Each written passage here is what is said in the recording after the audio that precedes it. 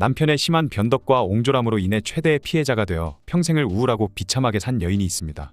그녀는 바로 인현왕후 민씨이죠. 이 인현왕후의 남편이 바로 치졸함의 대명사인 왕 숙종입니다. 그녀는 숙종의 괴상한 변덕 때문에 왕비 자리에서 폐위되기도 하고 나중엔 다시 복귀되기도 하면서 정말 드라마틱한 생애를 보내게 되는데요. 오늘은 인현왕후 민씨에 대한 이야기입니다. 1680년 10월 숙종의 첫 번째 왕비인 인경왕후가 19살의 젊은 나이에 천연두에 걸려 세상을 떠나게 됩니다. 그렇게 인현왕후가 숙종의 두 번째 왕비가 된 것이죠. 인현왕후는 1667년 여흥민씨 가문에서 태어났는데요. 그녀는 어릴 적부터 성품이 온화하고 겸손했으며 사람들을 대할 때 언제나 화사한 미소로 대했다고 합니다. 당시 조선은 서인과 남인으로 나뉘어져 서로 대립하고 있었는데 인현왕후의 아버지인 민유중은 서인 세력의 주요 인물 중 한 명이었기에 점점 세력이 강해지던 남인을 견제하기 위해서 서인 집안 출신인 인현왕후를 간택했던 것이죠. 하지만 이런 정치적 고려 속에 이루어진 결정은 인현왕후 입장에서는 최악이었습니다. 그 이유는 숙종의 마음속에는 인현왕후의 자리가 전혀 없었던 것이죠. 그때 숙종의 마음을 모두 차지한 여인이 있었는데 그녀가 바로 장옥정이었습니다.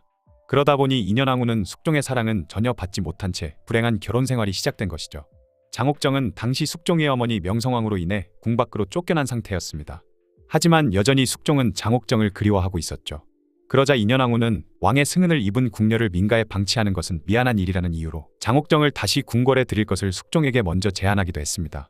심지어 장옥정을 죽도록 싫어한 명성황후까지 얼마 후 세상을 떠났고 아무런 반대하는 사람 없이 숙종은 장옥정을 궁으로 불러들일 수 있었던 것이죠. 그런데 이 일은 인현왕후의 크나큰 실수였습니다. 숙종은 인현왕후는 거들떠 보지 않은 채 오직 장옥정만 바라보았고 매일 밤 장옥정의 처소만 찾았던 것이죠. 그러면서 점점 인현왕후는 숙종의 머릿속에서 사라져갔고 인현왕후와 장옥정의 관계도 악화되기 시작했습니다.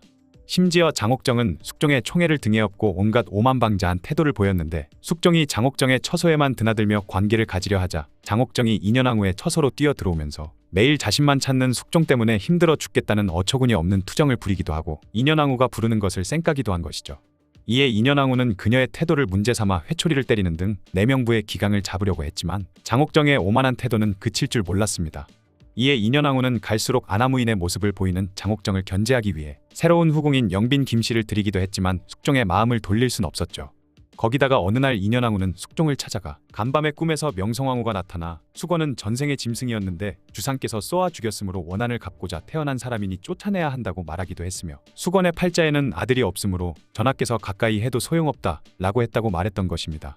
그만큼 인현왕후는 장옥정을 견제하는 동시에 질투하고 있었죠. 그러던 1688년 10월 인현왕후가 우려하던 일이 벌어지고 맙니다. 바로 장옥정이 숙종의 아들을 낳고 만 것이죠. 그때까지 후사가 없었던 숙종은 당시 소이였던 장옥정을 후궁 중 가장 품계가 높은 정일품 빈에 봉했습니다. 이 장희빈이 낳은 아들 이유는 훗날 경종이 되는 이윤이죠. 어쨌든 숙종은 아들이 태어난 지 3개월 만에 그를 원자에 책봉하려고 했는데요. 이는 숙종이 후궁인 장희빈의 아들을 자신의 공식 후계자로 선언하는 것이나 마찬가지였는데 조선의 예법상 원자는 정비인 중전이 낳은 적장자만이 책봉될 수 있었던 것입니다. 거기다가 인현왕후는 당시 21살로 언제든지 자식을 낳을 수 있는 나이였기에 후궁의 자식을 원자로 삼으려는 것은 말도 안 되는 일이었죠. 만약 이윤을 원자로 삼았는데 훗날 인현왕후에게 아들이라도 태어났을 땐 왕위 계승 순서가 꼬이면서 자칫 잘못하면 궁중에 피바람이 불 수도 있는 일이었습니다. 또한 장희빈도 양반이 아닌 중인 집안 출신이었으니 더더욱 받아들일 수 없는 일이었죠. 이에 서인들은 일제히 반대를 하고 나섰습니다. 아직 인현왕후의 나이가 어리다는 것을 이유로 원자를 삼는 일은 훗날로 미뤄도 된다고 주장했죠. 사실 서인들의 주장이 당시 조선에서는 너무나도 맞는 말이었지만 숙종은 그들의 주장을 개무시해버리고 태어난 지 100일도 안 된 이윤을 원자로 책봉해버렸던 것입니다. 그렇게 이윤이 원자로 책봉되면서 일이 끝났음에도 송시열은 강경반대를 외치며 상소를 올렸는데 이에 숙종은 결국 폭발하고 말았죠. 그리고 이를 빌미로 1689년 송시열과 김수웅, 김수항, 민정중을 비롯한 수십 명의 서인 세력이 줄줄이 사약을 받았고 귀양을 가기도 했으며 파직되기도 했던 것입니다. 숙종은 이렇게 조정 내에서 서인 세력을 축출하면서 남인들을 등용하며 정권 교체를 단행했는데 이 어이없는 사건이 바로 기사왕국이죠. 그러자 서인의 지지를 받던 인현왕후도 아무런 지지 세력 없이 궁지에 몰리게 되는데요. 이해 4월 23일 생일을 맞이한 인현왕후에게 청천벽력과 같은 일이 벌어집니다. 당시 대왕 대비였던 숙종의 할머니 장렬왕후가 죽어 국상 중이었기에 숙종은 어명을 내려 인현왕후의 생일과 관련된 행사를 금지했고 심지어 문안인사나 선물을 주는 것조차 금지시켰던 것이죠. 그런데 인현왕후는 친정에서 보내온 음식을 받았고 이 소식을 들은 숙종은 어명을 어겼다며 격분했던 것입니다. 사실 이건 그냥 적당히 가볍게 넘어갈 수도 있는 사안이었는데요. 그렇게까지 숙종이 화를 낸 것을 보고 훗날 많은 사람들은 숙종이 인현왕후를 패출시키기 위해 꼬투리를 잡으려고 그 난리를 쳤던 것 같다고 해석하고 있죠. 그리고 얼마 안 가 인현왕후가 투기를 했다는 이유로 그녀를 폐서인시킨 뒤 궁 밖으로 내쫓으려 하자 정치적으로 인현왕후와 반대파였던 남인들조차 반대했을 정도로 인현왕후의 패출은 명분이 없는 일이었다고 합니다. 하지만 숙종은 이번에도 신하들의 말을 개무시하고 막무가내로 인현왕후를 패출시켜버렸죠.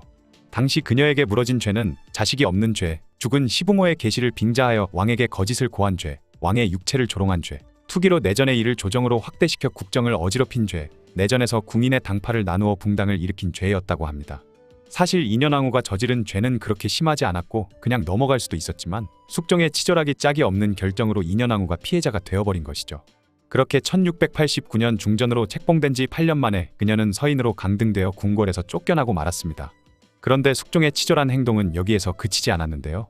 숙종은 인현왕후의 흔적이 남겨진 물건은 모두 불태워 흔적조차 없애버리라 명했으며 인현왕후가 가래를 올릴 때 입었던 옷은 공개적으로 태우도록 했다고 합니다. 심지어 숙종은 인현왕후와 가래를 올리는 날에 지진이 나서 어쩐지 불길하더라 라고 말하기까지 했다고 하죠. 사실 인현왕후도 패출될 것을 어느 정도 예상하고 있었는지 자신의 생일날 사건으로 숙종이 화냈다는 걸 듣고 다 나의 죄다, 어쩌겠냐, 패출시키려면 패출시켜라 라고 말했다고 합니다. 그리고 그녀가 폐위되고 이듬해인 1690년 숙종은 장희빈을 중전의 자리에 책봉했고 원자 이유는 세자가 되었죠. 야사에 의하면 인현왕후가 궁궐에서 내쳐질 때 백성들이 모두 슬퍼하며 울었다고 하는데요. 이때 그 유명한 미나리는 사철, 장다리는 한철이라는 민요가 불렸다고 하는데 여기서 미나리는 인현왕후를 지칭하고 장다리는 장희빈을 지칭한다고 합니다. 한철인 장희빈은 결국 쫓겨나고 사철인 인현왕후가 다시 돌아올 것이라는 의미이죠. 어쨌든 인현왕후는 쫓겨난 뒤 굉장히 힘든 생활을 하게 되는데요. 이미 친정 가문도 몰락한 상태였기에 식량이나 땔감도 부족했을 정도로 궁핍하게 살았다고 하죠. 또한 그녀의 처소는 전혀 관리가 되지 않아 마당의 잡초가 무성할 정도였으며 이를 안타깝게 여긴 신하들이 그녀에게 옷과 식량을 지원해 주자고 숙종에게 요청했지만 숙종은 이마저도 매몰차게 거절했다고 합니다. 그런데 1693년 숙종에게 새로운 여인이 등장하는데요. 그녀가 바로 훗날 연인군을 낳는 숙빈채 씨입니다. 숙빈채 씨는 궁녀 일대 아랫사람들에게 따뜻하게 대해주던 인현왕후를 굉장히 존경했고 인현왕후를 챙기는 것이 금기시 되던 국내에서 인현왕후의 생일상을 몰래 차려 그녀의 생일을 기리고 있다가 숙종에게 들키고 만 것이죠. 그런데 숙종은 따뜻한 숙빈채 씨의 성품에 감동했고 결국 숙빈은 승은을 입어 후궁이 되었으며 장희빈을 밀어내고 숙종의 총애를 받았던 것입니다. 그러던 1694년 3월 서인 세력이 비밀리에 인현왕후를 복위시키려는 움직임을 보이다 남인에게 발각되는 사건이 발생했고 이에 남인들은 즉시 숙종에게 모든 것을 고해바쳤죠. 그런데 서인들을 국문하던 와중에 숙종이 갑자기 돌변해 인현왕후 복위운동에 대한 남인의 고발이 무리한 수사라는 이유를 내세워 남인 세력을 공격하기 시작했는데요. 그렇게 삼정승을 비롯해 수십 명의 사람이 파직되거나 유배형을 받았으며 14명이나 되는 사람은 사형을 당하기까지 한 사건이 발생했습니다. 그렇게 숙종은 남인을 몰아내고 다시 서인을 등용했는데 이 사건을 갑술한국이라고 하죠. 사실 숙종은 남인들의 무능력에 실망하고 있기도 했고 장희빈의 사랑도 식은 데다가 최숙빈이 등장하기까지 했기에 이 기회를 빌어 남인들을 축출해버린 것입니다. 그리고 직접 편지까지 써가며 인현왕후에게 미안한 마음을 전했는데 인현왕후가 패출될 때 대부분의 신하들이 반대했지만 자신의 독단으로 패출시켰으면서 간신들의 농간에 속아서 그랬다는 변명을 늘어놓았다고 하죠. 그러자 처음엔 인현왕후도 숙종에 돌아오라는 편지를 거절했지만 나중에 진심을 담은 간곡한 편지에 거절하지 못하고 1694년 4월 12일 다시 궁으로 돌아오게 되었습니다. 그녀가 궁에 도착했을 때 숙종은 친히 마중을 나가 인현왕후를 맞이해 주었고 이후에도 계속 인현왕후를 아끼고 지극정성으로 대해줬다고 하죠. 그리고 입궁하고 2달 후인 6월에 다시 인현왕후를 중전으로 책봉하고 장희빈은 다시 후궁으로 강등되게 되었습니다. 하지만 문제는 다시 중전이 되고 궁으로 돌아왔지만 인현왕후의 삶은 여전히 불행했는데요. 세자의 친어머니였던 장희빈의 힘은 여전했으며 인현왕후는 계속 아이를 낳지 못하고 있던 것이죠. 장희빈은 수시로 궁녀들을 중궁전으로 보내 인현왕후의 동태를 염탐하게 했는데 심지어 감히 궁녀가 중궁전의 창호지 문을 손가락으로 구멍 뚫어 안을 엿보면서까지 염탐했을 정도였다고 합니다. 이는 그만큼 장희빈의 입지는 굳건했고 인현왕후는 중전이었지만 국내 입지가 탄탄하지 못했다는 증거이기도 하죠. 왕비가 되었지만 숙종의 사랑을 받지 못하고 심지어 국내에서 쫓겨나기도 했으며 이후 궁핍한 생활을 하다가 궁궐로 돌아왔음에도 불행한 삶을 살았던 탓인지 너무 몸과 마음이 피폐해져 있던 인현왕후는 결국 병에 걸려 굉장히 오랜 기간 고통스러운 투병 생활을 하게 됩니다. 약 1년 6개월 동안 온갖 악성 종기에 참기 힘든 통증 그리고 오심, 구토, 복통, 설사, 발열 등이 끊임없이 나타나다가 복위 8년 후인 1701년 8월 14일 새벽 깊은 통증에 시달리다가 결국 파란만장한 삶을 끝내고 말았죠. 야사에 따르면 그녀가 죽기 직전 숙종에게 마지막 유언으로 자신이 죽으면 귀인 김씨를 중전으로 맞이해달라고 부탁했다고 하는데요. 자신이 죽고 나서 다시 장희빈이 중전의 자리에 오를 것을 우려했던 것 같죠. 하지만 숙종은 귀인 김씨를 굉장히 싫어해 그녀를 중전으로 삼지는 않았고, 장희빈이 죽고 나서 후궁은 왕비가 될 수 없다는 법을 만든 뒤 새 장가를 들어 인원왕후를 다음 왕비로 삼았죠. 하지만 숙종은 새 왕비인 인원왕후 역시 거들떠도 보지 않았다고 합니다. 인현왕후의 삶을 쭉 살펴보면 그녀를 가장 많이 괴롭히고 불행하고 비참하게 만든 건 사실 장희빈이 아니라 남편인 숙종이었던 것 같네요.